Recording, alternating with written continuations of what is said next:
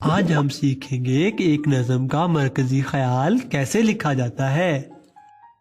بچوں، جیسے ہر کام ایک مقصد کے لیے کیا جاتا ہے، اس لیے نظم بھی ایک مقصد کے تحت لکھی جاتی ہے۔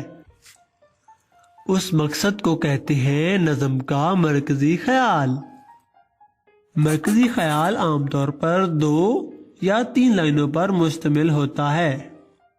آئیے اب ہم ایک نظم پڑھتے ہیں اور اس کے بعد ہم اس نظم کا مرکزی خیال لکھیں گے۔ نظم کا عنوان ہے پرانا کوٹ۔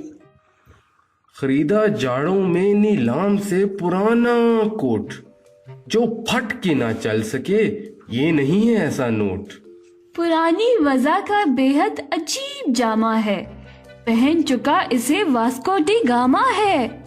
نہ دیکھ کونیوں پر اس کی خستہ سامانی، پہن چکے ہیں اسے ترک اور ایرانی۔ جگہ جگہ پہ پھرا مثل مارکو پولو، یہ کوٹ کوٹوں کا لیڈر ہے، اس کی جے بولو۔ بڑا بزرگ ہے یہ، گو کلی قیمت ہے، میاں بزرگوں کا سایہ بڑا غنیمت ہے۔ جو قدردان ہیں وہ جانتے ہیں قیمت کو، کہ آفتاب چرا لے گیا ہے رنگت کو۔ جگہ جگہ جو یہ دھبے ہیں اور چکنائی، پہن چکا ہے کبھی اس کو کوئی حلوائی۔ گزشتہ صدیوں کی تاریخ کا ورق ہے یہ کوٹ، خریدو اس کو، یہ عبرت کا ایک سبق ہے یہ کوٹ۔ مرکزی خیال لکھنے سے پہلے ہمیں اس بات کا پتہ ہونا چاہیے کہ یہ نظم کس چیز کے بارے میں ہے۔ یہ نظم ایک پرانے کوٹ کے بارے میں ہے، جس کی گزشتہ وقت میں بہت اہمیت تھی، لیکن اب اس کوٹ کو کوئی نہیں پہنتا۔ تو ہم دیکھتے ہیں کہ اس نظم میں پرانا کوٹ کے متعلق یا اس سے ملتے جلتے کون کون سے الفاظ آئے ہیں۔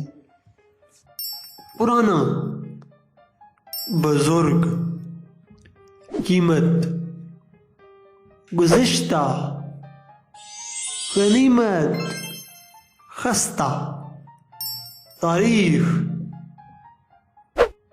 اب ہم ان الفاظ کی مدد سے مرکزی خیال لکھتے ہیں۔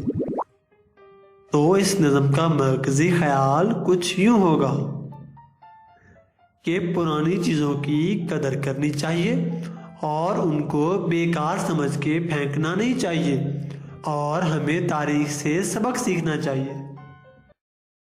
آئیے بچوں، ہم ایک اور نظم پڑھتے ہیں۔ اس نظم کا عنوان ہے خراب ہے۔ کھانے کو مل رہا ہے جو کھانا خراب ہے، اس واسطے تو حال تمہارا خراب ہے۔ ہر اہلیہ کی خو ہے کہ شوہر سے یہ کہے، بازار سے جو لائے ہو سودا خراب ہے۔ کہتے ہیں جب گوالے سے پتلا ہے دودھ کیوں، کہتا ہے ہم سے بھینس کا چارہ خراب ہے۔ وہ کھا گیا ہے میرے بھی حصے کی سب غذا، اور یہ بھی کہہ رہا ہے کہ معدہ خراب ہے۔ کرنے لگا علاج میرا جب سے ڈاکٹر، پہلے سے میرا حال زیادہ خراب ہے۔ ہر چند حال ہی میں بنایا گیا ہے وہ، پھر بھی ہمارے گاؤں کا رستہ خراب ہے۔ ایسا کوئی نہیں جو کہے میں ہوں خود خراب، ہر شخص کہہ رہا ہے زمانہ خراب ہے۔ دو ایک ہی مشین کے پرزے نہیں خراب، اب تو نیاز آوے کا آوا خراب ہے۔ یہ نظم مختلف خرابیوں کے بارے میں ہے۔ اس نظم میں شاعر نے بہت سی خرابیوں کا ذکر کیا ہے، اور شاعر یہ کہتا ہے کہ معاشرے کا ہر فرد خرابی کا ذمہ دار دوسروں کو ٹھہراتا ہے۔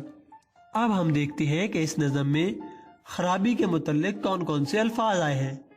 خراب، زمانہ، میں خود، آوے کا آوا۔ ان الفاظ کو جوڑ کر ہم اس نظم کا مرکزی خیال لکھیں گے۔ اس نظم کا مرکزی خیال یوں ہوگا، اس معاشرے کی خرابیوں کا ذمہ دار کوئی ایک شخص نہیں، بلکہ معاشرے کا ہر فرد اس کا ذمہ دار ہے۔ ہم اپنی خرابیاں ٹھیک کرنے کی بجائے ان کا ذمہ دوسروں پر ڈال دیتے ہیں۔